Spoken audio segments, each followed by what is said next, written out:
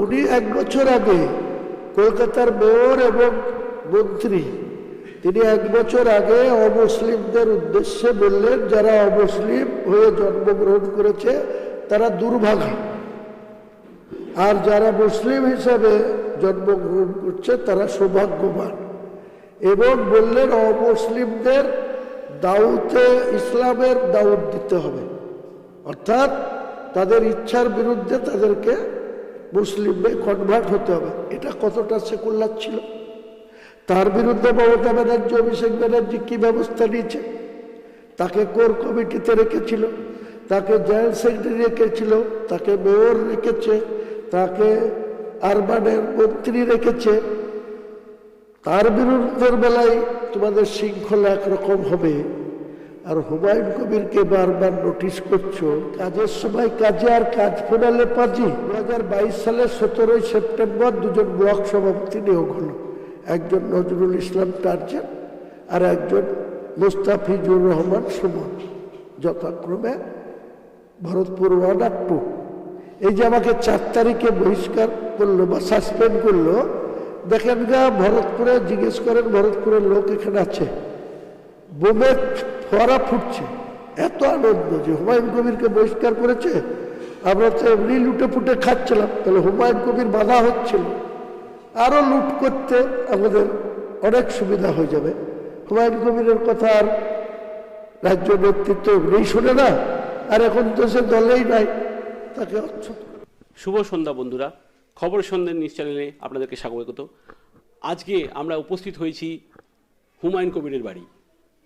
যে হুমায়ুন কবিরকে আজকে আপনারা দেখছেন শুধুমাত্র রাজনৈতিক নেতা নয়, একজন ধর্মের প্রচারক হিসাবে আজকে তিনি ভরতপুর এলাকার বিধায়ক যিনি ছিলেন এতদিন, সেই বিধায়ক থেকে আজকে কিন্তু সারা ভারতবর্ষের বুকে উনি কিন্তু একটি ভিত্তিপ্রস্তর স্থাপনের একজন কারিগর হিসাবে প্রতিষ্ঠিত হলেন। এবং আমরা সরাসরি আজকে তার সঙ্গে কথা বলে নেব, তার রাজনৈতিক যাত্রা থেকে শুরু করে আজকের যে মসজিদের ভিত্তিপ্রস্তরের যিনি আজকে ছিলেন কাণ্ডারি, কি ঠিক হলো আজকের দিনটি, সেটা আমরা সরাসরি কথা বলবো। নমস্কার, আপনাকে খবরের সন্ধানে নিউজ চ্যানেলে আপনাকে স্বাগত জানাই। আপনাদেরও সবাইকে আপনাদের চ্যানেলের মাধ্যমে গোটা পশ্চিমবাংলার মানুষকে আমি এই শীতের সন্ধ্যায় অভিনন্দন জানাই, ধন্যবাদ জানাই, নমস্কার জানাই। একটা বিষয়, এতদিন যিনি বিধায়ক ছিলেন, ভরতপুরের বিধায়ক ছিলেন, মানুষ অন্যভাবে চিনত, আপনাকে যেতে হতো, মানুষ টিভিতে দেখতো আপনাকে, কিন্তু আজকে এমন একটা ইতিহাস গড়লেন যেখানে সারা ভারতবর্ষ আপনাকে চিনল। শুধুমাত্র টিভির পর্দায় নয়, সমস্ত জায়গায় মানুষ আজকে আপনাকে দেখল। মুসলিম থেকে শুরু করে হিন্দু মানুষ থেকে শুরু করে সমস্ত মানুষ আজকে দেখল। আজকে যে ইতিহাসটা গড়লেন, সেই ইতিহাসটা কিভাবে আপনি ভাবনা চিন্তা করলেন? এই ভাবনা চিন্তার কিভাবে আপনার কাছে মাথায় এলো, যদি একটুখানি আমাদেরকে বলেন। দেখুন, বাবরি মসজিদের চিন্তা ভাবনাটা আমার অনেক দিন থেকে ছিল। বাবরি মসজিদ যখন 1992 সালে পিবি নরসিংহের আমলে দাঁড়িয়ে দাঁড়িয়ে দেখলেন তার প্রশাসন, 2 লাখ কর সেবক, ভারতবর্ষের মধ্যে এত হিন্দু আছে, এত মুসলিম আছে, মাত্র 2 লাখ কর সেবক সেখানে গিয়ে এই বাবরি মসজিদটা দিনের আলোতে সারা দিন ধরে গায়ত্রী মেরে মেরে ভেঙে দিল। সেই যারা প্রথম গায়ত্রী চালিয়েছিল তারা আর একজন সঙ্গে 2 বছরের মাথায় মুসলমান হয়েছিল, দাঁড়িয়ে রেখেছিল, সে মসজিদও বানিয়েছে। 2021 সালে সেবার মারাও গিয়েছে। এখনো দ্বিতীয় ম্যান এখনো মুসলমান হিসাবে বেঁচে আছে। তাহলে তারা তাদের ভুলের প্রায়শ্চিত্ত করেছে। আর অনারেবল সুপ্রিম কোর্ট 2019-এ যে রায় দিয়েছিল, সেই রায়ে পরিষ্কার বলা ছিল যে হিন্দুদের ভাবাবেগের উপরে দাঁড়িয়ে ওই বাবরি মসজিদের জায়গাটা রামলীলাকে দেওয়া হলো, এবং রামলীলা সেখানে রাম মন্দির করবে। আর উত্তরপ্রদেশের সরকারকে 5 একর জমি দিতে বলল, অন্য কোথাও সেখানে বাবরি মসজিদ প্রতিষ্ঠা হবে। তাহলে সুপ্রিম কোর্টের রায়ে কোথাও কি বলা হয়েছে যে ভারতবর্ষের কোনো মাটিতে বাবরি মসজিদ 1992 সালে ভেঙে দেওয়ার পর আর বাবরি মসজিদ করা যাবে না, তাহলে সুপ্রিম কোর্ট কেন তাদের ট্রাস্টিকে জায়গা দিতে বলল? সেখানে কি হরিনাম করার জন্য, অষ্টম প্রহর করার জন্য দিয়েছে? তাহলে সেখানে তারা কমজোরি মুসলমান, পার্সেন্টেজের দিক থেকে মাত্র 15%, তাই তারা বাবরি মসজিদ আজও করতে পারেনি। আমি ওদের সাথে, কিছু লোকের সাথে আমার জানাশোনা আছে, গোটা ভারতবর্ষের সব জায়গার জানাশোনা আছে আমার। মধ্যপ্রদেশেও আছে, ছত্তিশগড়েও আছে, রাজস্থানেও আছে, হরিয়ানাতেও আছে, দিল্লিতেও আছে, উত্তরপ্রদেশেও আছে, বিহারেও আছে, অনেক জানাশোনা আছে। উপরওয়ালার দান এটা। উপরওয়ালা আমাকে ভারতবর্ষের এত যোগাযোগ করিয়ে দিয়েছে মানুষের সাথে, তো সেখানকার লোকরা বলছে যে আমরা আমাদের বেঁচে থাকতে আমরা আর বাবরি মসজিদ করতে পারবো না। কেন? প্রচন্ড হুমকি, আমরা যদি বাবরি মসজিদের কাজ শুরু করি তাহলে আমাদের বাড়ি ছাড়া করে দিবে, আমাদের মেরে ফেলবে, তাই তারা বাবরি মসজিদ করতে পারছে না। তা আমার মনে মনে জাগলো যে বাংলায় 37% মুসলমান, মুর্শিদাবাদে আমরা 70-72% মুসলমান, ওরা যখন পাচ্ছে না তাহলে আমরা এখানে তো ল্যান্ড প্রবলেম কিছু নাই, ওখানে ল্যান্ড প্রবলেম বললো, তাহলে এখানে আমরা নিজস্ব একটা ট্রাস্ট করে একটা জমি ক্রয় করে আমি একটা বাবরি মসজিদ করবো। এটা আমার মাথা থেকে অনেক আগেই ছিল। যখন জগন্নাথ মন্দির করে ফেললেন সরকারি টাকায়, তখন মাথা আমার আরো জাগ্রত হলো যে মুখ্যমন্ত্রী যদি সরকারি টাকায় পুরীর জগন্নাথ মন্দিরের জগন্নাথ ধাম করতে পারে, তাহলে আমি মুসলমান কমের টাকায় একটা বাবরি মসজিদ কেন মুর্শিদাবাদে করতে পারবো না? বাবর ভারতকে আক্রমণ করেছিলেন। ইব্রাহিম লোদি তখন ভারতবর্ষের সম্রাট ছিলেন বা দায়িত্বে ছিলেন। সেই সময় বাবর হঠাৎ করে বা পরিকল্পনা করে ভারতকে আক্রমণ করেছিলেন এবং তিনি ইব্রাহিম লোদিকে পরাজিত করে তিনি ভারত সম্রাট হয়েছিলেন। মাত্র 4 বছর তিনার সময়কাল ছিল। সেই সময় তিনার প্রধান সেনাপতি মীর বাকিকে দিয়ে তিনি অযোধ্যা নামক একটি জায়গাতে উত্তরপ্রদেশে তিনি একটা মসজিদ স্থাপন করেছিলেন। যেহেতু বাবর তার সেনাপতিকে দিয়ে করেছিলেন, স্বাভাবিকভাবেই নামটা বাবরি মসজিদ দেওয়া হয়েছিল। পাশাপাশি আপনি দেখুন যে আগ্রাতে শাহজাহান বাদশাহ, তিনি সম্রাট শাহজাহান, তার স্ত্রী, তার বিবি মমতাজ, তাকে খুশি করার জন্য তাজ মহল বানিয়ে রেখেছেন। তো কোন সম্রাট অত্যাচারী না তার শাসনকালে তিনি কি করেছেন তা নিয়ে আমরা সেই সময় পৃথিবীর আলো দেখিনি। আজকে যারা এত বিরোধিতা করছেন তিনারাও কেউ পৃথিবীতে সেই সময় ছিলেন না।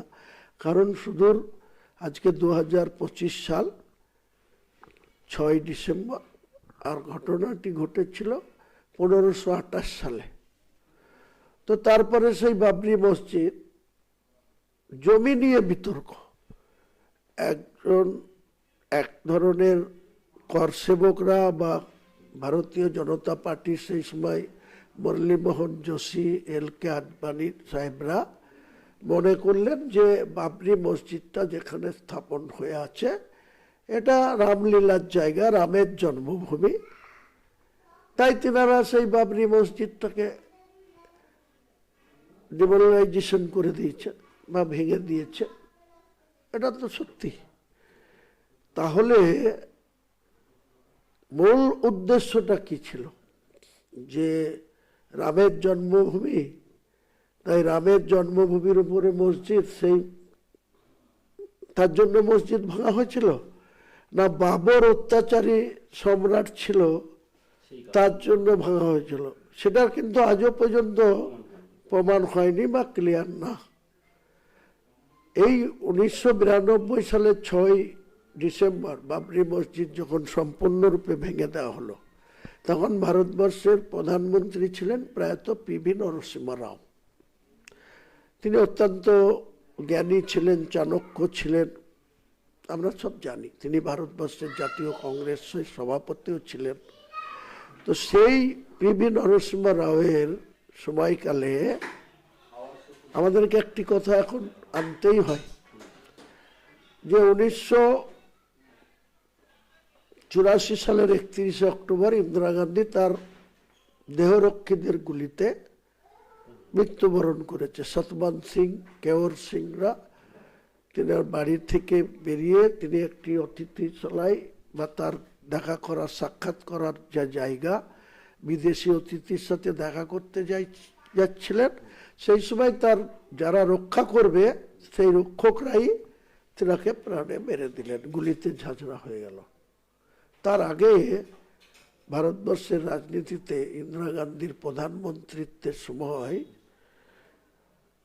পাঞ্জাবে যে স্বর্ণ মন্দির অমৃতসরে আছে, সেই অমৃতসরের স্বর্ণ মন্দিরে খালিস্তান দাবি করে খালিস্তানপন্থী লোকরা উগ্রপন্থাকে স্বর্ণ মন্দিরে প্রবেশ করিয়ে দিয়েছিলেন।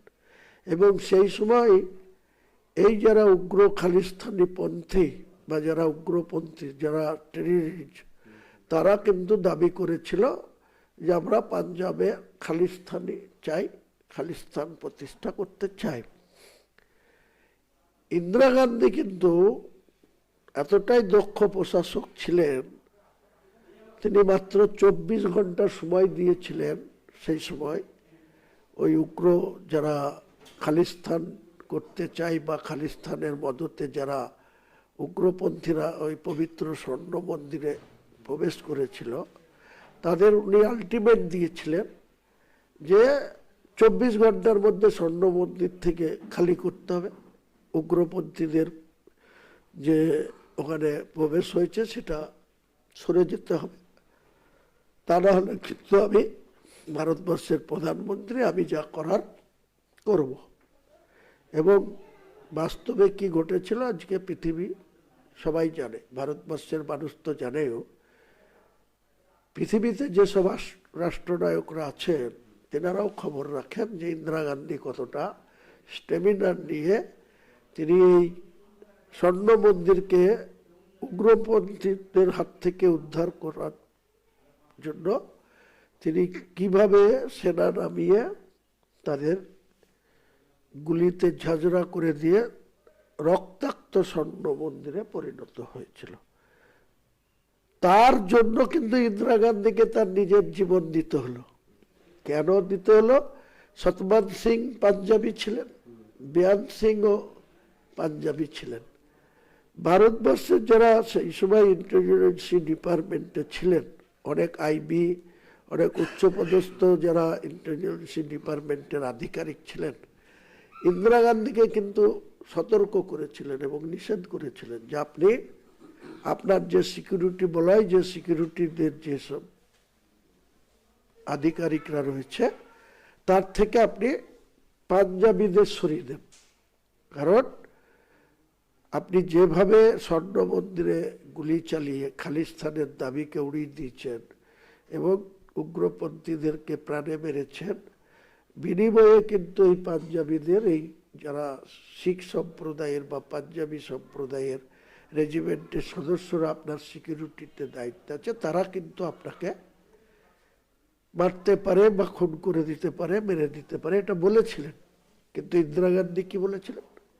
যে আমি ভারতবর্ষের মতো একটা ধর্মনিরপেক্ষ রাষ্ট্রের প্রধানমন্ত্রী, আমার কাউকে অবিশ্বাস করাটা আমার পক্ষে সম্ভব না। আমাকে সব জাতি, সব বর্ণ, সব সম্প্রদায়ের লোককে প্রতি আমার আস্থা রাখতে হবে, ভরসা রাখতে হবে। পরিণতিতে কি হয়েছিল? 31 অক্টোবর 1984 তেনার প্রাণ চলে গেল। খুনিকে পাঞ্জাবি সম্প্রদায়ের সতবন্ত সিং, বেয়ান সিং এরা।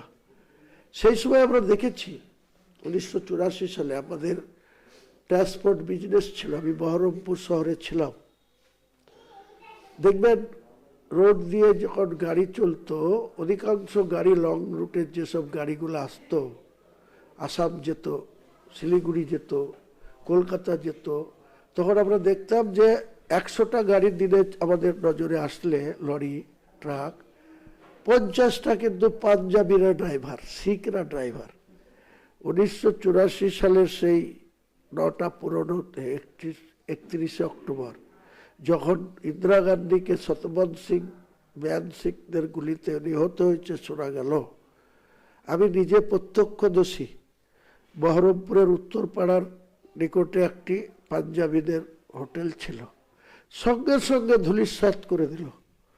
এবং যত গাড়ির ড্রাইভার ছিল পাঞ্জাবি, পাঞ্জাবিদের আলাদা একটা সিম্বল আছে, মুসলমানদের যেমন নবী সাহেবের কেউ সুন্নত রাখে, দাড়ি রাখে এবং টুপি পরে, তেমনি পাঞ্জাবিরা পাগড়ি পরে, ডান হাতে একটা মালা পরে, এটা তাদের একটা চিহ্নিতকরণ হয়।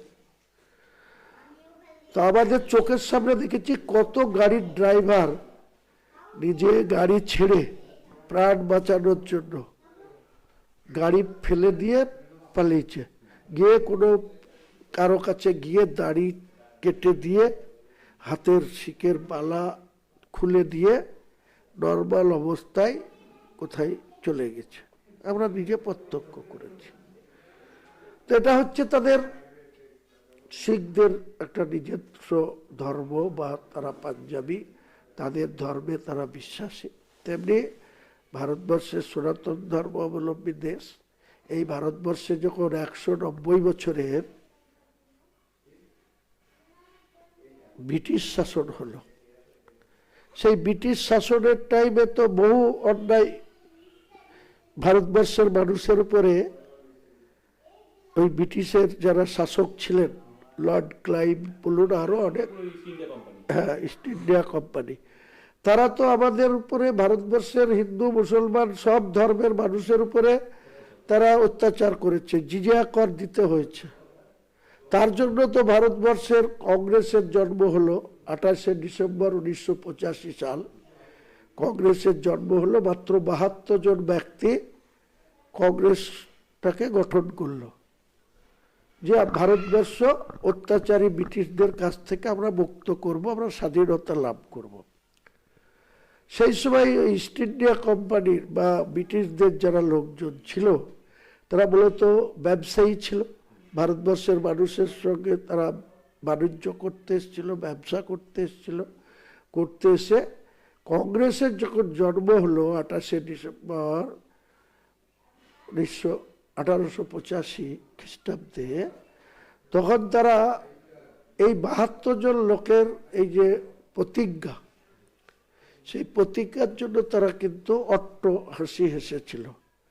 তারা বলেছিল, এ বাঙালি বা এ ভারতবর্ষের মানুষ এক পাগল, আমাদের এত অস্ত্র শস্ত্র, এত শক্তি, এত অর্থ, আমাদের দমাতে চেয়েছিল কিছু। এবং তারা বলেছিল যে মাত্র 72 জন ব্যক্তি একটা কংগ্রেস দলের জন্ম দিয়ে তারা ভারতকে শাসন করবে, তারা কিন্তু অট্ট হাসি হেসেছিল এবং এদের জন্য বলেছিল পাগলের পোলাও। কিন্তু পরিশেষে কি হয়েছিল, 1885 খ্রিস্টাব্দে যে কংগ্রেসের জন্ম হলো, তারপরে অনেক আন্দোলন, অনেক কাঠখুড়ি পুড়িয়ে লাস্টে 1942 সালে ভারত ছাড়ো আন্দোলন শুরু হলো। 1947 সালে 15ই আগস্ট হিন্দু, মুসলমান, বৌদ্ধ, খ্রিস্টান, পাঞ্জাবি সর্বধর্মের মানুষ দিল্লিতে ইন্ডিয়া গেটে যান, তার চাক্ষুষ প্রমাণ, তাদের নাম স্বর্ণাক্ষরে লেখা আছে। তাহলে ভারতবর্ষের স্বাধীনতা আনতে গিয়ে সব ধর্ম অবলম্বী মানুষের প্রাণ গিয়েছে, তাদের জীবনের বিনিময়ে ভারতবর্ষের স্বাধীনতা লাভ হয়েছে ছিল। সেই ভারতবর্ষ যখন স্বাধীন হয়ে গেল, সেই ভারতবর্ষের গদির লড়াই শুরু হলো। একদিকে জিন্না আর একদিকে পণ্ডিত জওহরলাল নেহরু। তাহলে তার জন্য আজকে নতুন করে পাকিস্তান, পশ্চিম পাকিস্তানের জন্ম হলো, ঠিক কিনা? তাহলে জিন্না গিয়ে পাকিস্তানের গদিতে বসলেন, আর আমাদের পণ্ডিত জওহরলাল নেহরু ভারতবর্ষের প্রধানমন্ত্রী হলেন। তাহলে কোন জায়গাতে সাম্প্রদায়িক ছিল না? ভারতবর্ষের স্বাধীনতার পরেই তো এই সাম্প্রদায়িকভাবে বিভাজন করে পাকিস্তানের জন্ম হয়েছে, ভারতবর্ষের ভাগ হয়েছে, ভারতবর্ষের সব মানুষ সেই সময় আফগানিস্তান আরো অনেক এরিয়া নিয়ে আমাদের ভারতবর্ষ ছিল, পাকিস্তান তো ছিল না। তাহলে শুধু কাবুল টাবুল সবই আমাদের সঙ্গে ছিল, এত বড় আকারে ছিল। তাহলে শুধুমাত্র চেয়ারের দখলের জন্য যখন নেতাজি যখন ভারত ছেড়ে অন্য জায়গায় গিয়ে ভারতকে স্বাধীন করার জন্য যাচ্ছিলেন, তখন কাবুল দিয়ে কিন্তু গেছিলেন, এবং কাবুল থেকে আফগানিস্তান থেকে উনাকে আলাদা করে পরিচয় দিয়ে লুকিয়ে তাকে বর্ডার পার করতে সুবিধা করেছিল। তাহলে এত বড় ভারতবর্ষের স্বাধীনতা লাভ করার পর 190 বছরের ব্রিটিশের রক্তচক্ষু থেকে মানুষ যখন পরিত্রাণ পেল, সেই ভারতবর্ষটা যদি এক থাকতো, যদি পাকিস্তানের জন্ম না দেওয়া হতো, তাহলে আজকে যে পাকিস্তানের জন্ম হলো, পাকিস্তান থেকে আবার 1971 সালে যে পণ্ডিত জওহরলাল নেহরুর কন্যা ইন্দিরা গান্ধী, তাই তো, তো সেই ইন্দিরা গান্ধীর মদতে আবার শেখ মুজিবর, এই দেখুন ইন্দিরা গান্ধীর ছবি এবং শেখ মুজিবরের ছবি আবার এখানে টাঙানো আছে। 1971 সালে আবার পশ্চিম পাকিস্তান থেকে বিভাজন হয়ে আবার নতুন একটা পূর্ব বাংলাদেশ হলো। আজও সেখানে 25 কোটির পাকিস্তান আর 19-20 কোটির বাংলাদেশ ভাগ হলো হলো। তাহলে আজকে বাংলায় আমরা রাজনীতি করি, সেই রাজনীতিতে আমরা নিশ্চয়ই সম্প্রীতি নিয়ে রাজনীতি করা সকলেরই উচিত। সেটা আমি হই, কংগ্রেস হোক, কমিউনিস্ট পার্টি হোক, যারা যখন ভারতবর্ষের স্বাধীন হয়েছিল, সেই স্বাধীনতার জন্য মেন ভূমিকা যাদের ছিল, তাদের গান্ধীজিকে কে হত্যা করেছিল? নাথুরাম গডস, তিনি তো মুসলিম ছিলেন না। তাহলে যখন কোনো জায়গায় কোনো টেররিস্ট, তার কোনো জাত হয় না, যে খুনি তার কোনো জাত হয় না, ধর্ম হয় না। তাহলে যখন নাথুরাম গডস গান্ধীজিকে হত্যা করছে, তার সমালোচনা কদিন হয়, কিন্তু যখনই কোনো একটা মুসলিম কোনো জায়গায় বেআইনি কাজ করছে, ক্রিমিনাল অ্যাক্টিভিটিস দেখাচ্ছে বা দেশদ্রোহিতার মতো বড় অপরাধমূলক কাজ করছে, তার বিরুদ্ধে আইনগত ব্যবস্থা। নাথুরাম গডসে যখন জেলে ছিলেন, মানে যখন ওনাকে ফাঁসি সাজা দেওয়া হলো, তখন উনি কিন্তু তার ডায়েরিতে উনি লিখে গেছিলেন যে ভারতবর্ষকে বিভাজন করে যেভাবে একটা রাজনীতি তৈরি করা হয়েছে, সেই কারণে কিন্তু উনি গান্ধীজিকে হত্যা করেছেন। হ্যাঁ, ওনার ধারণা ছিল যে ভারতবর্ষকে বিভাজন করার জন্য গান্ধীজিই দায়ী, কিন্তু অ্যাকচুয়ালি আপনি ভালো করে যদি ইতিহাসকে খতিয়ে দেখেন, তাহলে গান্ধীজি কিন্তু সম্মতি ছিল না। গান্ধীজি চাননি যে হোক, কিন্তু গদির লড়াইয়ে, চেয়ারের লোভে, চেয়ার পেতে হবে দুজনকে। একদিকে ভারতবর্ষের পণ্ডিত জওহরলাল নেহরুকেও চেয়ার পেতে হবে, অন্যদিকে জিন্নাকেও চেয়ার পেতে হবে। তাহলে একটা চেয়ারে তো দুজন বসতে পারবে না। স্বাভাবিকভাবে সেদিন পশ্চিম পাকিস্তানের জন্ম হয়েছিল, সেখানে মূলত মুসলমানদের ওখানে পাঠিয়ে দেওয়া হলো। এই মুর্শিদাবাদ যেখানে কথা বলছে, মানে রাজনীতির চাপেতে বা রাজনীতির লড়াইয়ে সাধারণ মানুষ ভুক্তভোগী হয় কি হয় না, প্রমাণ আপনি দেখুন। এই যে মুর্শিদাবাদে আমরা এত কথা বলছি, রাজনীতি করছি, এখানে অনেক ঐতিহ্য আছে, বাংলা, বিহার, উড়িষ্যার এখান থেকে পরিচালনা হতো, সেই ইতিহাস ছেড়েই দিলাম। কিন্তু এই মুর্শিদাবাদ পাশে মালদার জেলা, নদিয়ার একটা অংশ, সেদিন যেদিন পশ্চিম পাকিস্তানের জন্ম হয়েছিল, সেদিন কিন্তু এই বিভাজনের সঙ্গে আমাদেরকেও পশ্চিম পাকিস্তানে ঠেলে দিয়েছিল। 2.5 দিন এখানে পাকিস্তানের ঝান্ডা উড়েছিল।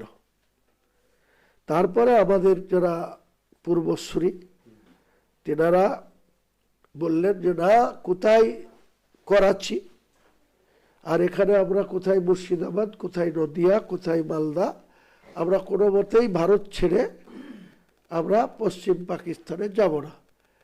তাই 15ই আগস্ট যখন তেরঙ্গা পতাকা ভারতবর্ষের ঝান্ডা যখন উড়ল, তার ঠিক 18ই আগস্ট ভোরবেলায় এই মুর্শিদাবাদ, মালদা, নদিয়াতে কিন্তু ভারতের পতাকাটা উঠেছিল। তার আগে 2.5 দিন পাকিস্তানের ঝান্ডা এখানে ছিল। তাহলে এখানকার মানুষের সদিচ্ছা ছিল যে আমরা ভারতবাসী হিসেবে থাকব, তাই সেদিন তাদেরকে পাকিস্তানে পাঠানো যায়নি, বা পাকিস্তানের ঝান্ডাকে নামিয়ে নিয়ে ভারতের তেরঙ্গ ঝান্ডাটা এখানে আছে, আমরা ভারতবাসী। তাহলে সেখানে সর্বধর্মের মানুষের সংবিধানে ডক্টর B.R. আম্বেদকর যে সংবিধানটা রচিত করেছেন, তাতে তিনি সমান অধিকার দিয়েছেন। তিনি নিজে একজন জ্ঞানী মানুষ ছিলেন।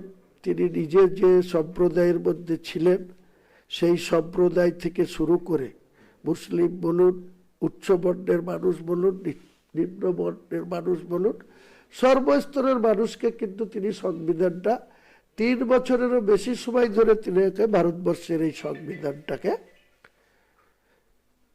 রচনা করতে বা বলবৎ করেছে। ঠিক আছে, আজকে যখন সেই স্বাধীনতার সময়ে এই বিজেপি দল, ভারতীয় জনতা পার্টি 1980 সালে জন্মগ্রহণ করেছে। 6ই এপ্রিল বোধহয়, সম্ভবত 6 কি 7ই এপ্রিল 1980 ভারতীয় জনতা পার্টির জন্ম। তার আগে জনসংঘ ছিল, অটল বিহারী বাজপেয়ী জিরা জনসংঘের সদস্য ছিল। অটল বিহারী বাজপেয়ী যা আর একজন, মাত্র 2 জন সাংসদ নির্বাচিত হয়েছিল। কংগ্রেসের শাসনকাল এতদিন চলার পর আজকের দিনে কখনো অটল বিহারী বাজপেয়ী 13 দিনের প্রধানমন্ত্রী, কখনো তিনি 5 বছরের পূর্ণ প্রধানমন্ত্রী।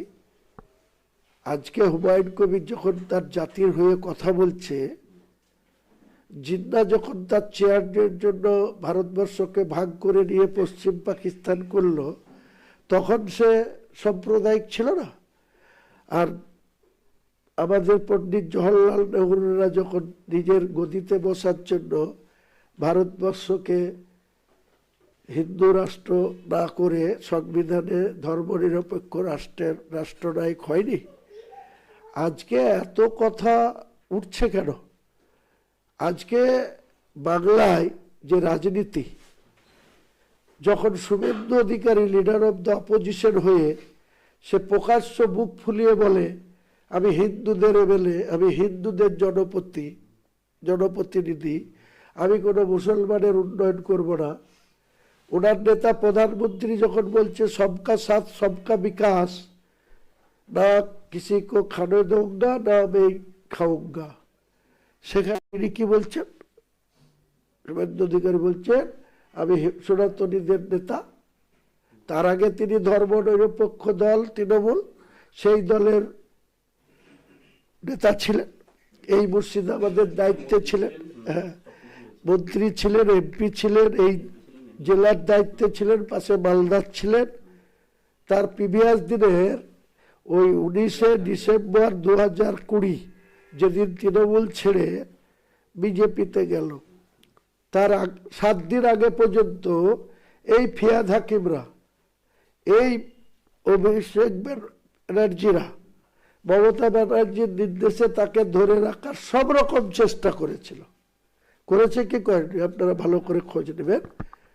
সে যখন মানল না, সে যখন আগে থেকেই বিজেপির সঙ্গে যোগাযোগ রেখে তলে তলে তাদের সাথে লাইন আপ করে 19শে ডিসেম্বর চলে গেল। সেটা 2020-তে। তার আগে যে তৃণমূলের জন্মদাতা মমতা বন্দ্যোপাধ্যায় আজকে চেয়ারপারসন, আজকে উড়ে এসে জুড়ে বসেছে অভিষেক বন্দ্যোপাধ্যায় জয়েন্ট সেক্রেটারি। 98 সালে উনি কোথায় ছিলেন? তার বয়স কত ছিল? তিনি পড়াশোনা করেছেন দিল্লিতে বা বাইরে, MBA করেছেন, ঠিক আছে, কিন্তু তিনি সোনার চামচ মুখে দিয়ে 2011 সালে যখন বাংলার মানুষ সিপিএম এর অত্যাচারকে মানব না বলে সিপিএম বামফ্রন্টের অত্যাচারে অতিষ্ঠ হয়ে যখন বিকল্প মমতা বন্দ্যোপাধ্যায়ের উপরে ভরসা করলেন এবং তার পরিণতিতে 2011 সালে কংগ্রেসকে সঙ্গে নিয়ে 13ই মে কাউন্টিং হয়েছিল। আমিও কংগ্রেস দলের 42-এর মধ্যে একজন এমএলএ হয়েছিলাম, আর ওনার দলের 182 হয়েছিল। তো সেই দল এই মুর্শিদাবাদে কটা সিট পেয়েছিল? তিনি মুখ্যমন্ত্রী হলেন, 182টা আসন পেয়ে, 148 পেলে হওয়া যায়, 182 পেয়েছিলেন। কংগ্রেসের 42, তার সঙ্গে এই যে মানস রঞ্জন ভূঁইয়া, তাকে কেসে ফাঁসানো হলো। একসময় মঙ্গলকোটে মানস রঞ্জন ভূঁইয়া, সিপিএম এর বুদ্ধবাবু মুখ্যমন্ত্রী, ওখানে মিটিং করতে গিয়ে মঙ্গলকোটের উগ্র কমিউনিস্ট পার্টির নেতারা যখন তাকে আক্রমণ করছে, আমি নিজে দেখেছি মঙ্গলকোটে ধুতি এরকম করে তুলে চটি হাতে বগলে নিয়ে ফোন করছে আর দৌড়াচ্ছে মাঠে মাঠে, বলছে বুদ্ধবাবু আপনার ক্যাডাররা আমাকে খুন করে দেবে, আপনি তাড়াতাড়ি পুলিশ পাঠান, আমাকে বাঁচান। দিয়ে নেতা থাকলেন। কিছুদিন পরে যখন এই মমতা বন্দ্যোপাধ্যায় এর দল এবং মমতা বন্দ্যোপাধ্যায়ের প্রশাসন তাকে একটা খুনের আসামি করে দিল সবগের কোনো একটা জায়গায়, তখন এই যে বড় বড় লেকচার মারে ডাক্তার মানুষ, ওনার সন্তানকেও আমি চিনি, ওনাকেও খুব ভালোভাবে, ওনার স্ত্রীকেও চিনি। ঘটনাক্রমে ওনার 1-12, অনেক দিন থেকে উনি এমএলএ হোস্টেলে 1-12তেই আছেন, আর আমার সিটটা আবার জুটেছে ঘটনাক্রমে 1-11, পাশের রুম। তার পাশে কাটোয়ার রবীন্দ্রনাথ চ্যাটার্জি 1-10। তো এই সব লোক এরা দেশ সেবা করবে, যে নিজেকে রক্ষা করতে পারে না, যে নিজের একটা মার্ডার কেসের জড়িয়ে গিয়ে পুরো পুরো আত্মসমর্পণ করে দেয়, মাথা হেড করে দেয়, পায়ে ধরে বেঁচে থাকে, পায়ে ধরে মন্ত্রিত্বে থাকে। এই যে সিদ্দিকুল্লাহ চৌধুরী লম্বা চওড়া দাঁড়িয়ে রেখেছে, গোল টুপিটাও বেশ ঝা চকচকে পড়ে। তিনি এই মমতা ব্যানার্জির সঙ্গে বার্গেনিং করেছিল, কলকাতায় একটা জমায়েত হিন্দের কর্মীদের নিয়ে গিয়ে একটা জমায়েত করেছিল। সে জমায়েতটা হার্ডলি কত ছিল, 25-30 হাজার লোকের হবে। মমতা ব্যানার্জিকে ক্ষমতা দেখিয়েছিল যে আমার কাছে কত টুপিওয়ালা দাড়িওয়ালা মুসলমান আছে দেখলাম। উনি 8টা-10টা আস্ফালন করেছিল, 8টা সিট চায়, 10টা সিট চায়। কিন্তু মমতা ব্যানার্জি তো চাণক্য, ও তো হিসেব নিকেশের বাইরে চলে না। উনি দীর্ঘ অভিজ্ঞতা এবং ঠিক গায়ে গায়ে গায়ে গায়ে সিদ্দিকুল্লাহ চৌধুরীকে সে 2টো সিট দিল। সে 2টো সিট আবার আলাদা কোনো প্রতীকে না, তৃণমূলের প্রতীকেই লড়তে হবে, তাই বললো। বললো যে আপনাকে টিকিট দেওয়া হবে, তৃণমূলের প্রতীকে লড়তে হবে। একটা মঙ্গলকোটে ওনাকে প্রার্থী করেছিল, আর একটা নজরুল ইসলাম বলে একজনকে মালদাতে প্রার্থী করেছিল। সে হেরেছিল, উনি জিতেছিল। জিতার পর একটা বিধানসভায় এই সিদ্দিকুল্লাহ চৌধুরী কতবার লাঠিঝাঁটা খেয়েছে, কতবার মেয়ে ছেলেদের তাড়া খেয়েছে, একবার রেকর্ড দেখুন তো, ক্ষতি দেখুন। সে লেকচার মারছে যে বাবরি মসজিদ কেন করবে। আরে আপনি নীতিহীন লোক, আপনি ব্যক্তিগত স্বার্থের জন্য মমতা ব্যানার্জির সরকারে মন্ত্রী হয়ে আছেন। রাজ্যের বাঙালি মুসলমানদের জন্য আপনি কি করেছেন? ববি হাকিম নিজে, তার মা ছিল হিন্দু, তার পিতা ছিল গয়ার বিহারি। তারা কলকাতায় এসে সে এই মমতা ব্যানার্জিকে চমকিয়ে, ওইখানে মমতা ব্যানার্জির কালীঘাট আর ববি হাকিমের বাড়ির দূরত্ব 700-800 মিটার। একসময় আমাদের কাছে প্রমাণ আছে যে মমতা ব্যানার্জিকে চমকানোর জন্য বা নিজের অধিকার প্রতিষ্ঠা করার জন্য ওর টালির চালের ঢিল ছুঁড়েছিল এই ববি হাকিম। সে আমাকে সাসপেন্ড করে বলছে যে ধর্মনিরপেক্ষ খুব শোনাচ্ছে। তা কিছুদিন আগে একটা মুসলিম অনুষ্ঠানে যেভাবে মুসলিমদের দুর্ভাগ্য, যে দলের এটা দলের নাকি আদর্শ নাকি ক্ষুণ্ণ হচ্ছে, তার জন্য নাকি এটা এর আগেও যারা করেছিলেন, এবং একটা ছোট কথার জন্য ববি হাকিমকেও ওখানে দল থেকে ইয়ে করা হয়েছিল, সাসপেন্ড করা হয়েছিল। সেই কারণে নাকি দল বিরুদ্ধ কথা বলার জন্য নাকি এটা বলা হয়েছে তৃণমূল কংগ্রেসের পক্ষ থেকে, যে তাকে সাসপেন্ড করা হয়েছে। এই ব্যাপারে উনি 1 বছর আগে কলকাতার মেয়র এবং মন্ত্রী, তিনি 1 বছর আগে অমুসলিমদের উদ্দেশ্যে বললেন যারা অমুসলিম হয়ে জন্মগ্রহণ করেছে তারা দুর্ভাগা, আর যারা মুসলিম হিসাবে জন্মগ্রহণ করছে তারা সৌভাগ্যবান, এবং বললেন অমুসলিমদের দাউতে ইসলামের দাউদ দিতে হবে, অর্থাৎ তাদের ইচ্ছার বিরুদ্ধে তাদেরকে মুসলিমে কনভার্ট হতে হবে। এটা কতটা সেকুলার ছিল? তার বিরুদ্ধে মমতা ব্যানার্জি, অভিষেক ব্যানার্জি কি ব্যবস্থা নিয়েছে? তাকে কোর কমিটিতে রেখেছিল, তাকে জয়েন্ট সেক্রেটারি রেখেছিল, তাকে মেয়র রেখেছে, তাকে আরবানের মন্ত্রী রেখেছে। তার বিরুদ্ধের বেলায় তোমাদের শৃঙ্খলা একরকম হবে, আর হুমায়ুন কবিরকে বারবার নোটিশ করছো। আমি নোটিশের 1 পাতার নোটিশ করছে, 3 পাতার উত্তর দিয়েছি, 2 পাতার নোটিশ করেছে, 4 পাতার উত্তর দিয়েছি। লাস্টে যেটা আমাকে 3 পাতার ওয়ার্নিং নোটিশ দিয়েছে। আমি কতদিন ধরে চলছিল এই যে নোটিশ পাঠানোর বা ব্যাপারটা, বা আপনাকে দল থেকে ফোন করা বা এরকম ধরনের, কবে থেকে এই ব্যাপারটা? 2023-এর পঞ্চায়েত নির্বাচন থেকে আমার সঙ্গে শুরু হয় দ্বন্দ্ব। পঞ্চায়েতে এই যারা দল চালাচ্ছে, এত সততার প্রতীক বলছে, বা দলের এত সাংগঠনিক দক্ষতা বা এত যোগ্য সম্পন্ন সব নেতা তৃণমূলে, পঞ্চায়েতের নির্বাচনে আমাকে 2021 সালে মমতা ব্যানার্জির টিকিট দিল। আমায় ওখানকার মানুষের আশীর্বাদে আমরা জয়লাভ করলাম। মমতা ব্যানার্জির অবদান আছে, মমতা ব্যানার্জির দলের লোগো নিশ্চয়ই অবদান আছে, কিন্তু মমতা ব্যানার্জির শুধু অবদানেই যদি সব হতো তাহলে 78টা সিট বাইরে গেল কেন? মমতা ব্যানার্জি নিজে কেন নন্দীগ্রামে হারলেন? এবং 77টা সিট পদ্ম ফুলে কি করে পেল? সিপিএম শূন্য হলো, কংগ্রেস শূন্য হলো, একা 9-7 ভাগরে জিতলো, আর 77টা তো পদ্ম ফুলে জিতেছিল। 2 জন এমপি জিতেছিল, জগন্নাথ সরকার আর ওইদিকে নীতিশ প্রামাণিক। তারা ঘটনাক্রমে ভেবেছিল যে রাজ্যটা দখল হয়ে যাবে, আমরা এমপি থেকে রিজাইন দিয়ে রাজ্য মন্ত্রী সবাই যাব। তার জন্য তারা এমপি থাকা অবস্থায় ভোটে লড়ল, জিতেও গেল। ওখানে মতুয়া ভোটের মেজরিটি, জগন্নাথ সরকার একজন নিজে মতুয়া সম্প্রদায়ের মানুষ, জিতে গেল। ওদেরকে নীতিশ প্রামাণিকও জিতল। তারা দেখলো মাত্র 77-তে থমকে গেল, তাই তারা ওই 2টি এমএলএ পদে রিজাইন দিয়ে দিয়েছিল।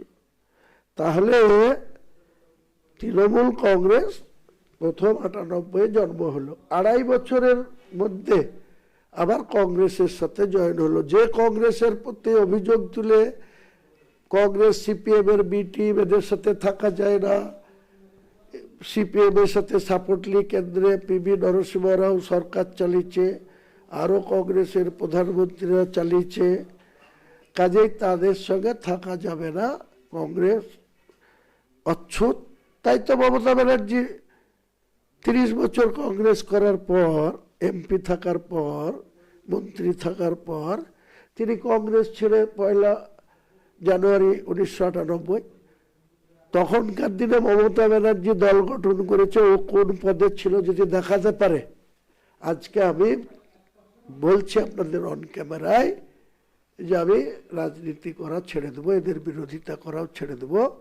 আমি শুধু এই মসজিদ আর নিজের ধর্ম আর হজে যাব এইসব নিয়েই থাকবো, রাজনীতিটাই আর করবো না। কত বড় মিথ্যাচার! তো সেদিনকে দল গঠন করেনি, মুকুল রায়রা, ফরিদুল, আরও 2-4 জন নর্থ বেঙ্গলের লোকরা, তারা এই তৃণমূল পার্টিটা করেছিল। মুকুল রায় আমাকে নিজে বলেছে, আজকে সে কথা বলার অবস্থায় নেই, মুকুল রায় আমাকে নিজে বলেছে যখন 2017 সালে তৃণমূল ছেড়ে বিজেপিতে গেল, তখন বলল মমতা ব্যানার্জিকে পশ্চিমবাংলার মুখ্যমন্ত্রী করেছে আমি, সারদার টাকা নিয়ে 500 কোটি টাকা খরচ করে বাংলার মুখ্যমন্ত্রী করা হয়েছে মমতা ব্যানার্জিকে। সেই মমতা ব্যানার্জি কারো কথা শোনে না, মুকুল রায়ের কথা কখনো কখনো শুনতো। হঠাৎ রাজ্যের মুখ্যমন্ত্রী হওয়ার পর 2014 সালে তিনার ভাইপোকে নিয়ে এসে দিল্লি থেকে ডায়মন্ড হারবার, তার আগে নয়ে সোমেন মিত্র, যার সাথে ওনার বিরাট লড়াই ছিল, প্রদেশ সভাপতি আর উনি ইউথের সভাপতি 1991 থেকে 96, বিরাট লড়াই ছিল। ঘটনাক্রমে 2009 সালে সেই সোমেন মিত্রকে ডায়মন্ড হারবারে ক্যান্ডিডেট করেছিল। উনি 5 বছর পূর্ণ করে আবার তৃণমূল ছেড়ে চলে আসলেন। তার ভাইপুকে ডায়মন্ড হারবারে 14তে এমপি দাঁড় করালো। তাহলে তারা পারিবারিক তন্ত্র করবে দলে, তার পরিবারতন্ত্র করবে, তারা তাদের নিজের স্বার্থকে গোটা পরিবারকে করবে এবং পাইয়ে দিবে সবকিছু। এদের কি ছিল? আর এই 14 বছরে এদের পরিবারের সদস্যদের কি হয়েছে?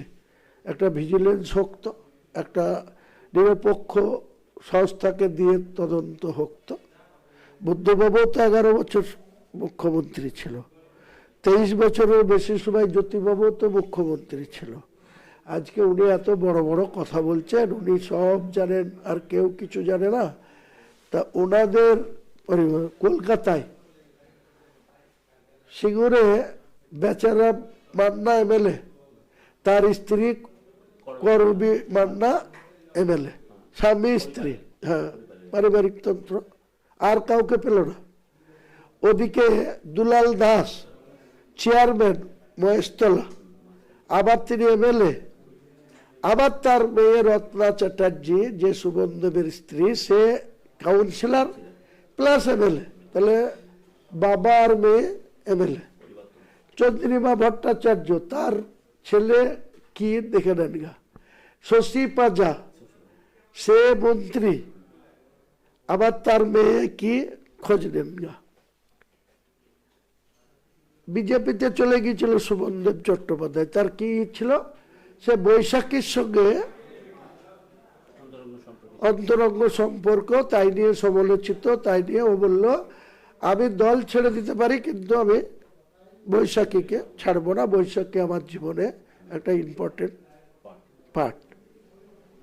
এই যে পার্থবাবু 3 বছর জেলের ঘানি টেনে এসে এখনো তৃণমূলের বিধায়ক, পদত্যাগ করেনি।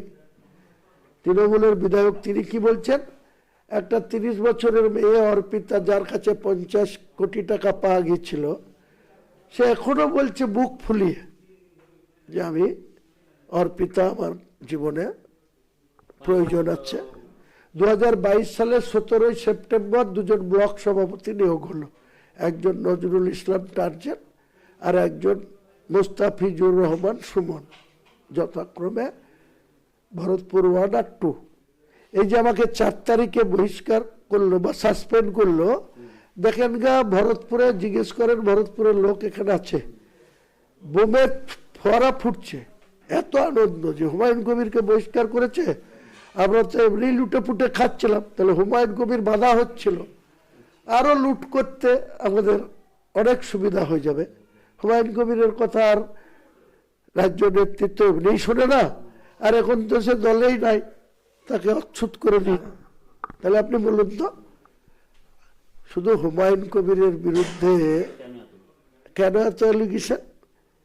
আমি আমার জীবনে রাজনীতি করতে গিয়ে অতীশবাবুর সঙ্গে রাজনীতি করেছি। অতীশবাবু জেলা সভাপতি, আমার এই বেলডাঙ্গা 2 ব্লক নিয়ে অতীশবাবুর কাছে গিয়ে যদি কোনো অভিযোগ করেছি, একদিন আমাকে থামিয়ে রেখেছে, 3 দিনের মধ্যে আবার তিনি ডেকে তার সমাধান করে দিয়েছে।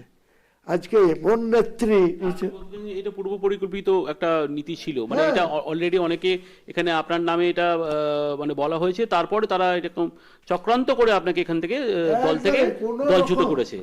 আর সর্বোচ্চ নেতৃত্ব, এই যে এদের মুখপাত্র কুণাল ঘোষ বলেন, অরূপ চক্রবর্তী বলেন, আরো রাম শ্যাম যদুমতো কত যে মুখপাত্র আছে সে তালিকা তো, আর কতজন জয়েন্ট সেক্রেটারি আছে, কতজন ভাইস প্রেসিডেন্ট আছে, কতজন স্টেটের সেক্রেটারি আছে, ওর লিস্ট বোধহয় অভিষেকও বলতে পারবে না। আপনি কি আভাস পেয়েছিলেন যখন এরকম ধরনের নিশ্চয় যখন আমার সঙ্গে যখন দুর্ব্যবহার করা হচ্ছে, একটা তৃণমূলের ব্লক সভাপতি, সে গভর্নমেন্টের এমপ্লয়ি, সে 52,000 মাইনা পায়, সে একদিনও সরকারি কর্মচারী হিসেবে সেই দপ্তরে যায় না, সে চুটি পাটি করে আর লুট করে, তার বইয়ের পেপারের নামে, তার শ্বশুর শাশুড়ির পেপারের নামে পঞ্চায়েত সমিতিতে কন্ট্রাক্টারি করে, আর সেই টাকা থেকে কিছু কিছু টাকা তৃণমূলের রাজ্য স্তরের নেতাদের দেয়। তাই তার পোস্টে তাকে সরাতে গিয়ে আমি একদম ছুটে গেছে। মমতা ব্যানার্জিকে বলেছি কতবার, অভিষেককে বলেছি 19শে মার্চ 2024 ক্যামাকি স্টেটে ডেকেছিলেন উনি, গিয়েছিলাম লিখিতভাবে জানিয়েছিলেন। লিখিতভাবে মমতা ব্যানার্জিকেও লিখিতভাবে দিয়েছি। অরূপ বিশ্বাস কোনো কিছু হয়নি, তারা আজও তাদের সভাপতি পদ থেকে সরিয়েছে, তাদের আবার প্রমোশন হয়েছে, যাতে আরো লুটতে পারে তার জন্য তাদের জেলার জেল সেক্রেটারি করা হয়েছে, জেলার পোস্ট হোল্ড করে দেয়। আর আমরা ঘোড়ার কিচ্ছুতে আছি, আমরা একটা বুথেরও নেতা নাই। আমার এখানে এত বছর রাজনীতির জীবন, এই ব্লকে আমি সিপিএম এর বিরুদ্ধে লড়াই করে সংগ্রাম করে রাজনীতি করেছি, অনেকেই আছে আমার সঙ্গে, 27টা কেস খেয়েছি, তাও দুবে আমার পাত্র নয়। কোনো প্রথম থেকে আপনি একদম দলকে গঠন করার আপনি একজন পুরোহিত ছিলেন যাকে, তো সেই জায়গা থেকে দাঁড়িয়ে আপনাকে এরকম ভাবে দলচ্যুত করলো। তো এখানে মানে আপনি মমতা ব্যানার্জি সৈনিক ছিলেন লড়াইয়ের সময়, বামফ্রন্টকে 34 বছরের শাসন থেকে একটা সরানো মানে বিশাল ব্যাপার ছিল, সেখানে আপনারা ছিলেন সৈনিক, সেই জায়গা থেকে আপনাদের ভূমিকা ছিল, সেই জায়গা থেকে দাঁড়িয়ে আজকে এই যে ডিসিশন নেওয়া হলো, সাসপেন্ড করা হলো, তো আপনাকে মানে মমতা ব্যানার্জিকে আপনাকে ফোন করেছিল বা অভিষেক ব্যানার্জি এই ব্যাপারটা নিয়ে? আমি শুনলাম যে মুর্শিদাবাদের মঞ্চ থেকে আপনার এই খবরটা যখন প্রচার হলো, আপনি সঙ্গে সঙ্গে সেখান থেকে বেরিয়ে যান, এবং সাথে সাথে নাকি মমতা ব্যানার্জি নাকি বেরিয়ে যান। তো আপনাকে মমতা ব্যানার্জিকে আলাদা করে ফোন করেছিল বা অভিষেক ব্যানার্জিকে আপনাকে আলাদা, কারণ ওনার সঙ্গে একটা অন্তরঙ্গ সম্পর্ক কিচ্ছু করেনি। অভিষেক বন্দ্যোপাধ্যায়ের সঙ্গে আমার যথেষ্ট সম্পর্ক ভালো ছিল, দিদিকেও আমি অত্যন্ত শ্রদ্ধা করতাম, বাংলার মুখ্যমন্ত্রীকে, কিন্তু আমার দুঃখ লেগেছে আমাকে, হ্যাঁ, তা আমাকে কখনো মুর্শিদাবাদ জেলায় এসে আমার জন্য স্ট্রং ম্যান বলেন, কখনো আমার পিঠ চাপড়ি দেন, যখন কাজের সময় কাজে আর কাজ ফোরালে পাজি। তারপরে উনি চিত্রনাট্যটা তৈরি করলেন আগের দিন রাত্রে, মালদা থেকে আসলেন হেলিকপ্টারে, দিয়ে সার্কিট হাউসে বসে বসে এই জেলার কিছু মাতব্বর নেতা আছে, তারা বুদ্ধি দিলেন যে হুমায়ুন কবিরকে রাখা ঠিক হবে না।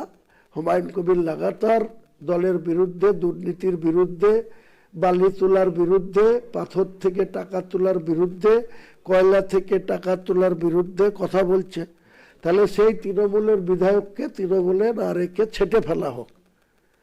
কিন্তু দুটানাই ছিলেন মুখ্যমন্ত্রী।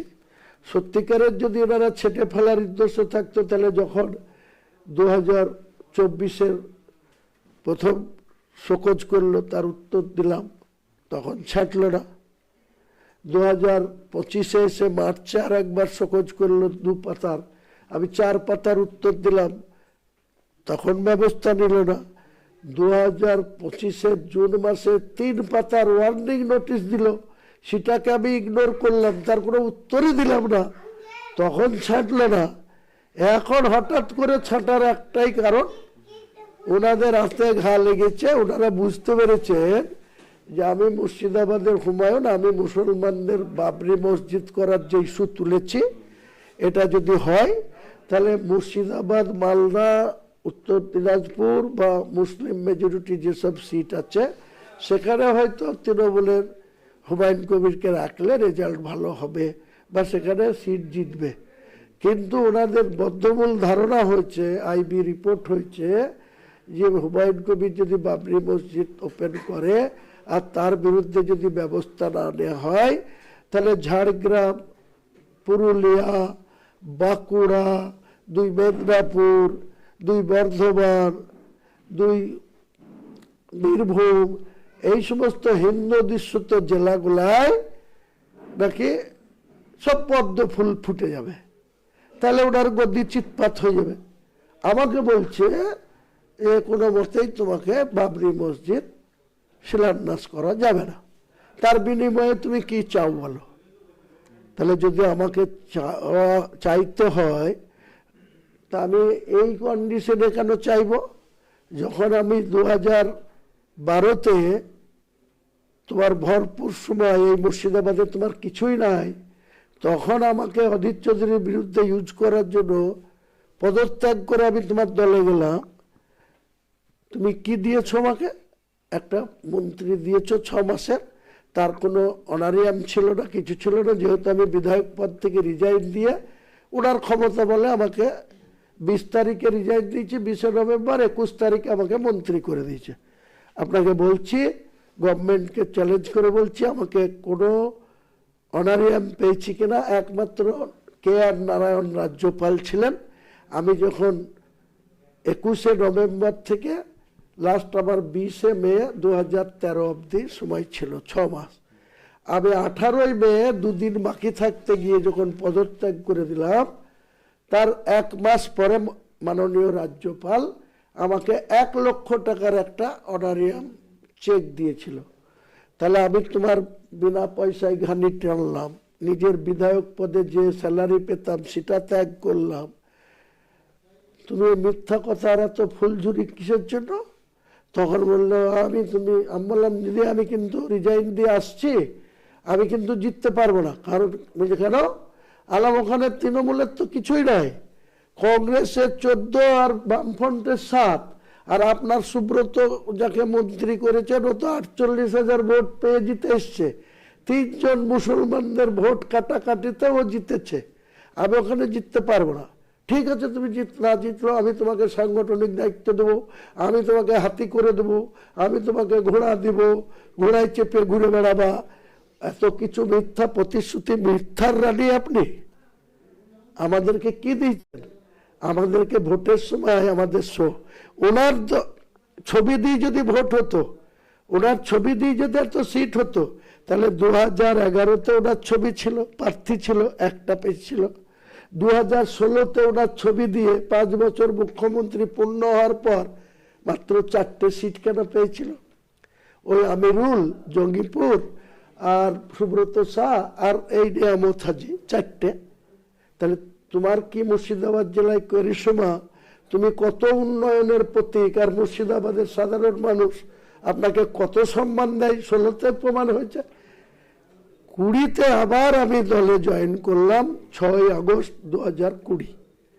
তারপরে 21-এ আমাকে এখানে সিট দিব করে লাস্ট ফেব্রুয়ারি মাসে এসে একজন জেলা সভাপতি ছিল, বর্তমান MP আবু তাহের খান, সে ওখানে যে ব্লক সভাপতি ছিল সালারের, আজহারউদ্দিন সিজার, তাকে ওই 69 ভরতপুর টিকিট পাই দেবো বলে 60 লক্ষ টাকা নিয়েছিল। সেই 60 লক্ষর 50-50 হিস্সা 30 লক্ষ ববি হাকিম খেয়ে নিয়েছিল, ডয়ারে ভরে নিয়েছিল, আর 30 লক্ষ আবু তাহের খান খেয়েছিল। সেখানে আমাকে বাগের মুখে পাঠিয়ে দিল যে হুমায়ুনকে হারানোর জন্য এরাই বুদ্ধি দিল যে দিদি হুমায়ুনকে পাঠাতে হবে ভরতপুরে। ওখানে কংগ্রেসের কমলেশ চ্যাটার্জি MLA ছিল এক্সিস্টিং 16 থেকে 21। সেখানে আমাকে প্রার্থী করা হলো। যেই প্রার্থী হয়েছে, এই বাড়ি থেকে বেরিয়ে যেই 6 কিলোমিটার দূরে যখন টিয়াঘাটে গিয়েছি, প্রচুর ছেলেপিলে আমাকে তৃণমূলের প্রার্থী হিসাবে অভ্যর্থনা জানাতে, কেউ গাড়ি নিয়ে এসছে, কেউ মোটর বাইক নিয়ে এসছে, কেউ মোটর সাইকেল নিয়ে এসছে, কেউ অন্য কিছু নিয়ে এসছে। আর এই 2 জন ব্লক সভাপতি ছিল, যার সাথে 60 লাখ টাকা নিয়ে রেখেছিলাম, এই তাহের আর এই ববি চোর। এই ববি চোরের ক্যারেক্টার এত খারাপ, এই 60 লক্ষ টাকা নিয়েছে তো তুই দিদিকে বল যে আজহারউদ্দিন সিজারের টাকা নিয়ে রেখেছি, ওখানে যেন হুমায়ুনকে না দেওয়া হয়, আজহারউদ্দিনকে টিকিট দিতে হবে। তাহলে দিদি আমাকে ওখানে পাঠালো, কোন খামখেয়ালিপনা করে আমাকে পাঠালো 12টা অঞ্চলের মধ্যে 9টা অঞ্চলের প্রধান আমার বিরুদ্ধে, 2টো ব্লক সভাপতি আমার বিরুদ্ধে। তারা শুধু এইভাবে বলছে যে আপনাকে 2 কোটি টাকা দিচ্ছি, আপনি মমতা ব্যানার্জিকে বলুন এখানে ভোটে লড়বেন না, তাহলে আমার 60 লাখ দিয়েছে।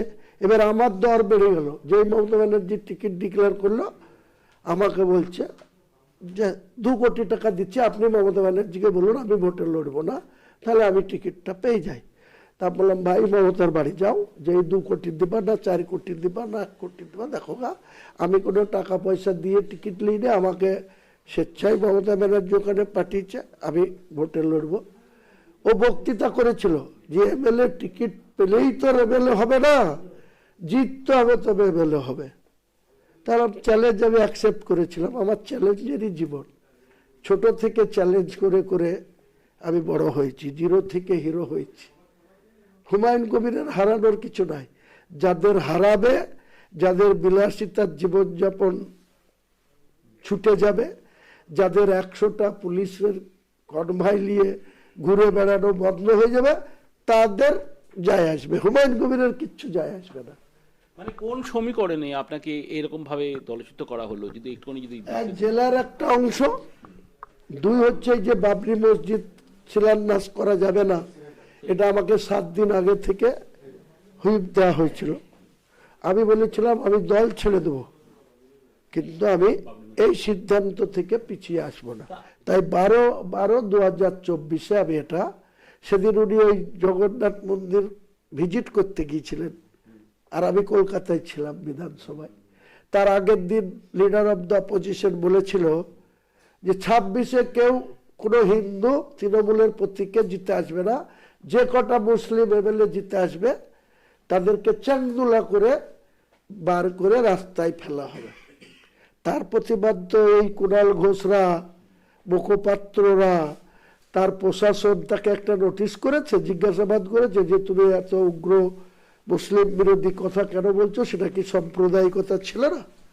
তাহলে তৃণমূল গভর্নমেন্ট তার কেশাগ্রহ স্পষ্ট করলো না, অন্য জায়গার মিথ্যা মামলা দিচ্ছে, সে হাইকোর্ট থেকে সুরক্ষিত কবজ পাচ্ছে, তার গায়ে হাত দেওয়ার ক্ষমতা নাই। আর যেই আরজিকর হলো, ডাক্তারবাবুরা এখানে পেশেন্টরা, গর্ভবতী মা বোনরা রাস্তায় কতরাচ্ছে, ডাক্তাররা আন্দোলন করে বেড়াচ্ছে। আমি কলকাতায় যখন একটা বিবৃতি দিলাম ডাক্তারদের এগেনস্টে, বহরমপুর থানায় এই মমতা ব্যানার্জির পুলিশ আমার নামে কেস করে দিল। 2024-এর লোকসভা ভোটে 30শে এপ্রিল উত্তরপ্রদেশে যোগী আদিত্যনাথকে নিয়ে এসে বিজেপির প্রার্থী নির্মল সাহার বিরুদ্ধে সভা হবে। তা সেই সভাটা শক্তিপুরে করতে হবে, যেখানে 17ই এপ্রিল এখানে দাঙ্গা হয়েছে, 7 দিন নেট অফ ছিল। সেখানে রাজশ্রী মিত্র কার অ্যাপয়েন্টেড? এই মমতা ব্যানার্জির। তাহলে সভা যদি করতে হতো, কাঁদিতে করতে পারতো, বড়ুয়ায় করতে পারতো, বেলডাঙ্গায় করতে পারতো, নওদায় করতে পারতো, বহরমপুরে করতে পারতো। সেখানে না করে এই হুমায়ুন কবিরকে গাল দিতে হবে, হুমায়ুন কবিরকে প্রেসারে রাখতে হবে। তাই মমতা ব্যানার্জির ডিএম হেলিকপ্টার নামার পারমিশন, আর এই দাড়িওয়ালা, এই সিদ্দিকুল্লাহ চৌধুরী, এই জুইচ্ছরের দপ্তর, ওই দপ্তরের মাঠ আছে প্রতাপ সংঘ লাইব্রেরির মাঠ, থানার ঠিক পাশে, এরা এনওসি দিয়ে দিল। কেন দিল তাকে? এত উগ্র সাম্প্রদায়িক লোক, সে ইউপির মুখ্যমন্ত্রী হতে পারে, সে 72% মুসলমানের জায়গায় এসে সেই জেলায় মুসলমানদের মুখ্যমন্ত্রীকে শুধু দাঙ্গাবাজ বলেছে একবার, আর আমাকে টার্গেট করে 7 বার বলেছে যে দাঙ্গাবাজ হ্যাঁ वो दंगा बनाया, यदि यूपी होते तो मैं ही उल्टा करके टंगा के मैं 7 पीड़ा सीधा कर दिते। মুর্শিদাবাদের মতো জায়গায় এসে ইউপি থেকে মুখ্যমন্ত্রীকে যখন হুমায়ুন কবিরকে আক্রমণ করছে, তখন এই কুণাল ঘোষ না ছিনাল ঘোষ এদের মুখে কথা বেরায় না কেন? এরা তাই দলের এমএলএকে এইভাবে তারা অপমান করছে, টার্গেট করছে। তুমি এত বড় মানে রাজনীতিবিদ, এই মমতা ব্যানার্জিকে চোরের রানী, দুর্নীতিবাজ কে বলেছিল? এই কুণাল ঘোষ যখন 3 বছর জেলে ছিল, তখন মমতা ব্যানার্জিকে গ্রেপ্তার করা উচিত। সারদার সমস্ত ফ্যাসিলিটি মমতা ব্যানার্জি নিয়েছে, আমি বলতে গেছিলাম না, এ বলেছিল। চোরের মায়ের বড় গলা, সে আবার আমাকে উপদেশ দিচ্ছে, যেমন ববি হাকিম তেমনি কুণাল ঘোষ তেমনি এদের ABCD, তারা কতদিন এই ক্ষমতায় থাকে সেটা দেখার জন্যই আমার চ্যালেঞ্জ আজকের দিনে। তো আজকে যে এই ভিত্তির প্রস্তুত স্থাপন করলেন মসজিদ হওয়ার, তো ভারতীয় জনতা দল সবসময় একটাই কথা বলে যাচ্ছে তারা, যে বাবরি নামে কোনো মসজিদ তারা হতে দেবেন না। শুভেন্দু অধিকারী প্রত্যেকটি মঞ্চ থেকে দাঁড়িয়ে এই বক্তব্য রাখছেন এবং লাখ লোক নিয়ে গীতা পাঠ করবেন। তো এইটা কি আপনি কিভাবে দেখছেন এই বিষয়টা নিয়ে? এটা কি কোনো এই দেখেন গীতা আমিও রেখে দিচ্ছি, কোরআনও আমার আছে, গীতাও আছে, শ্রী ভগবত গীতা। আশিস মন্ডল বলে একজন ভিডিও ছিল আমার ভরতপুর টুয়া, তিনি আমাকে উপহার দিয়েছিল, এখনো যত্ন করে রেখে দিয়েছি। হিন্দু ধর্মের মানুষ, সনাতন ধর্মাবলম্বী মানুষ গীতা পাঠ করবে, তা আমার বাধা কিসের? আমি তো কোনোদিন বাধা দিতে যাইনি। হঠাৎ করে এই ব্যাপারটা কেন? আজকে আপনি যেখানে ভিত্তিপ্রস্তর স্থাপন করলেন, আগামীকাল কেন এই আপনার ভগবত গীতা পাঠ কেন? আগে থেকেই ওনারা নিয়েছিলেন সিদ্ধান্ত, আগেই নিয়েছিলেন যে 7 তারিখে কলকাতার ব্রিগেডে গীতা পাঠ হবে। এর আগে গত বছরও ওনারা করেছিলেন। তো ওনাদের গীতা পাঠলে আমি একটি শব্দ উচ্চারণ করব না, আমি কোনো বিরোধিতার প্রশ্নই নাই। কার্তিক মহারাজ যে আমাদের বেলডাঙ্গাতেই থাকেন, তিনি 50 বছর 48 বছর ধরে ভারত সেবাশ্রমের সন্ন্যাসী। তিনি অনেক সমাজসেবামূলক কাজ যেমন করেন, তেমনি গঙ্গার ওপারে মুসলমানদের সঙ্গে মেলামেশা করেন, তাদের ছাত্র ছাত্রীদের ভর্তি করেন, নিয়ে মাইনা নিয়ে তাদের স্বার্থের জন্য করেন। আর গঙ্গা পার হয়ে এপারে যখন আসেন, তখন এপারের হিন্দুদের এসে বুদ্ধি দেয়, শিক্ষা দেয় যে তোমরা মুসলমান পেলেই কচুকাটা করে কাটবা, আমি আছি তোমাদের পিছনে, কতবার বলে।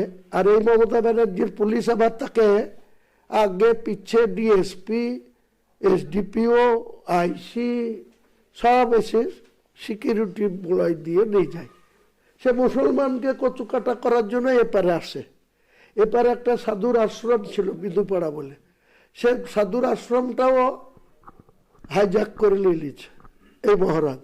এত সত্যি আর এত নিষ্ঠাবান আর কি।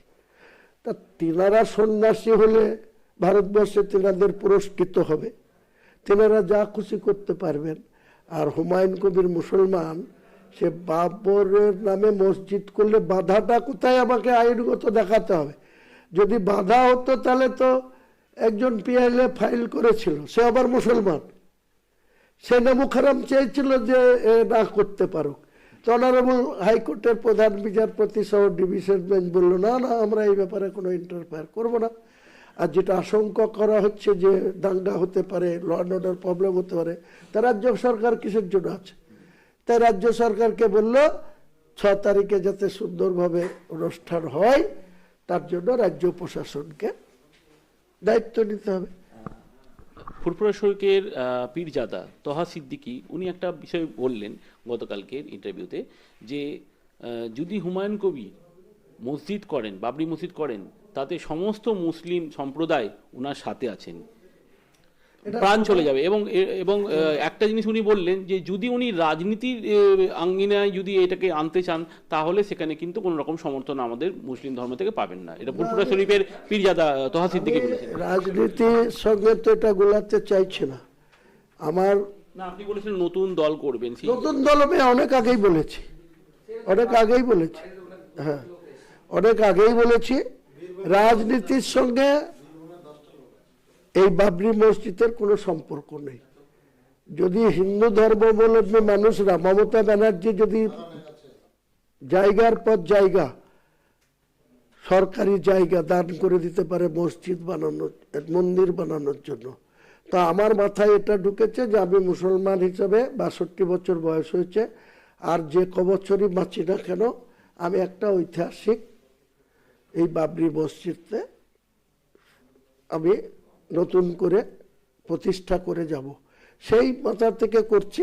এর জন্য আমি কোনো মুসলমানকে বলবো না, বা আজও বলিনি যে আপনারা বাবরি মসজিদে এত লক্ষ লক্ষ লোক এসছেন, আগামী দিনে আমার দলে আপনারা সবাই ভোট দেন। আমি বলেছি একটা কথা, যে 90টা প্রায় সিট আছে, 294 মধ্যে 204টে সিট পুরোপুরি হিন্দু মেজরিটি, আর 42% থেকে 82% মুসলমান অধ্যুষিত সিট আছে প্রায় 90টা।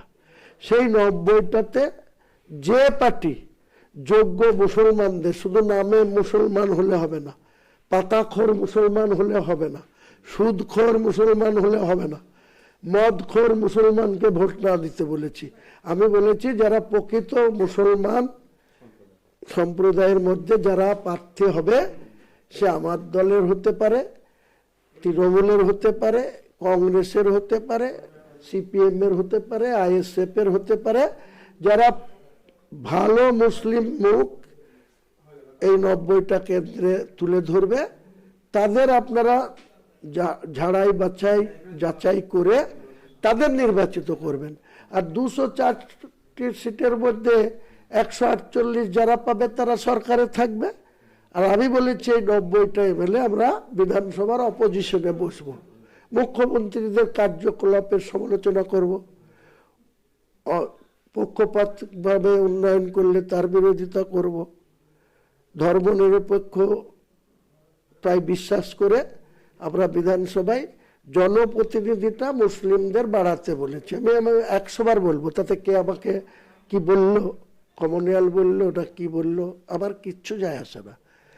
এই 2011-তে ছিল 67টা মুসলিম এমএলএ, 2016-তে এসে হলো 57টা, 2021-এ এসে হয়েছে 44টা। কেন?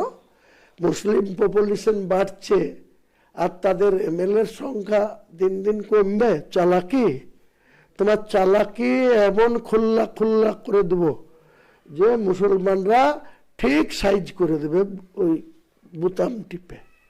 এটাই হচ্ছে আমার শেষ কথা। শেষ প্রশ্ন একটাই, যে আজকে যে এই ভিত্তিপ্রস্তর হয়েছে, ভিত্তিপ্রস্তরে কত মানুষ আজকে সমাগত হয়েছেন, এবং আজকে অন্যান্য জায়গা থেকে আপনাকে যে দান দেয়া হয়েছে, সমস্ত মানুষ এসে দান করে গেছে, সেই দান মানে কি? মানে এই মসজিদের করার ক্ষেত্রে বা আমার হসপিটাল করা, মসজিদেই মূলত ব্যবহার করব যেসব মুসলিম সম্প্রদায়ের দান। অনেক মানুষ দান করেছে, আমি তাদেরকে সালাম জানাই, শুকরিয়া জানাই আমার এই সমর্থন দেওয়ার জন্য। এই মসজিদ প্রতিষ্ঠাতে আর্থিক সাহায্য অনেক ব্যক্তি দিয়েছেন, আবার দেবে বলেছেন। অনেকেই আমাকে, একজন ব্যক্তি 1 কোটি টাকা ঘোষণা করেছেন, আরও একজন ব্যক্তি, সে শিল্পপতি, ভারতবর্ষেরই একজন মুসলিম শিল্পপতি, তিনি 80 কোটি টাকা দেব বলেছেন আমাকে, বলেছেন আপনি টাকা নেন। বিদেশি অনুদান বলেছে, কাতার থেকে বলেছে, সৌদি আরব থেকে বলেছে, এখনো পর্যন্ত তারা কোনো কিছু দেননি বা ঘোষণা করেননি। কিন্তু ভারতবর্ষের মানুষরাই, এই মুর্শিদাবাদের মানুষরাই, বাংলার মুসলমানরাই এখন পর্যন্ত দিচ্ছে। তাদের টাকার কোনো অপচয় হবে না, অব্যবহার হবে না। পবিত্র বাবরি মসজিদের পূর্ণাঙ্গ রূপ দেওয়ার জন্যই খরচা করা হবে। অনেক অনেক শুভেচ্ছা আপনার এই ভাবনার জন্য। আমরা এই আজকে আমরা কথা বলে নিলাম হুমায়ুন কবির বাবুর সঙ্গে, এবং উনি যে পরিপ্রেক্ষিতে আজকে যে ভিত্তিপ্রস্তর স্থাপন করেছেন বাবরি মসজিদের, সেটা কিন্তু এক প্রকার বলতে গেলে এটা কিন্তু কোনো রকম রাজনৈতিক প্রেক্ষাপটে নয়। উনি কিন্তু একটি ভাবাবেগে এবং মানুষের স্বার্থে কিন্তু এই আজকে মসজিদকে গড়ে তুলবেন। খবরের সন্ধানে আপনাদেরকে আমরা বলবো, কমেন্টে আপনাদের জানান আপনাদের মতামত। আপনাদের মতামত আমাদের কাছে গুরুত্বপূর্ণ। নমস্কার।